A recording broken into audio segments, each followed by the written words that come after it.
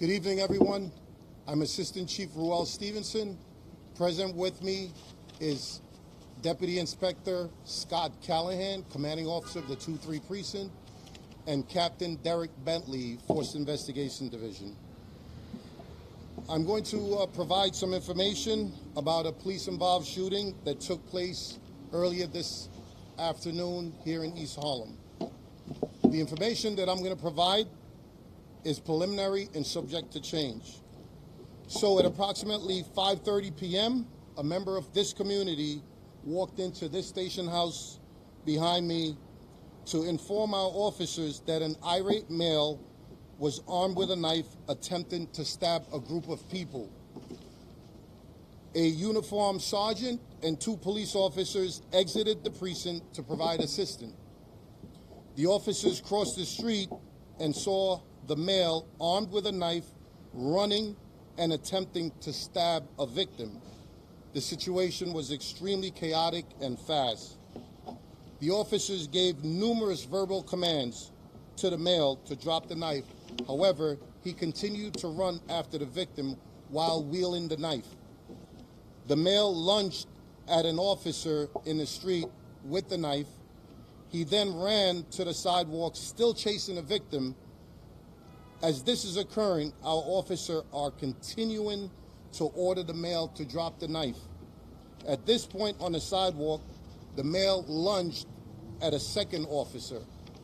That officer deployed a taser which struck the male but was ineffective. As the officer discharged the taser, the male then swung the knife at the officer, missing her face by mere inches. The sergeant, seeing the male trying to slash the officer, has no choice but to discharge his firearm. The sergeant discharged 1 round, which struck the male in the buttocks. The 36-year-old male was subsequently taken into custody and removed to an area hospital where he's stable condition. He has a documented history of mental illness with the department. A knife was recovered at the scene.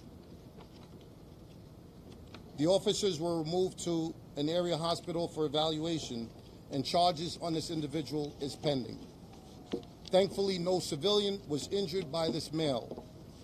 This police department is the most restrained police department in the nation, and we use force as a last resort. Unfortunately, today, all of our attempts to de-escalate this fast-moving incident, which lasted 34 seconds, were unsuccessful. This incident was captured on the officer's body cameras.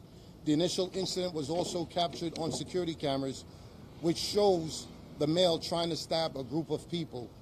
The investigation will be handled by Force Investigation Division. Any additional information will be provided by DCPI as it becomes available.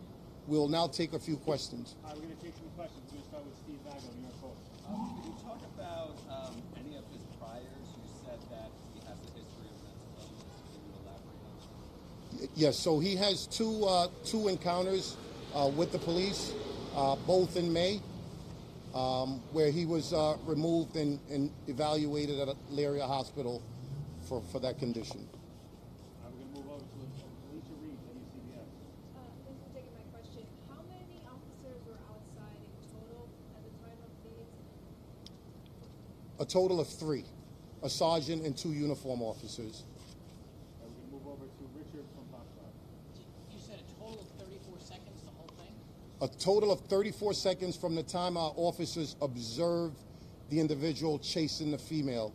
It took a minute 15 seconds from the time we were informed in the station house. So 34 seconds from when they observe him to when they shoot. Correct. We're going to move over to Ron, with your Ron, report, thank you. Do you know if there was any sort of relationship between the person who was initially being targeted by this man? That's still being investigated. What we do know that there was a dispute with that male, and we believe 4 other individuals. We're going to move over to Jess Pennington, WNBC.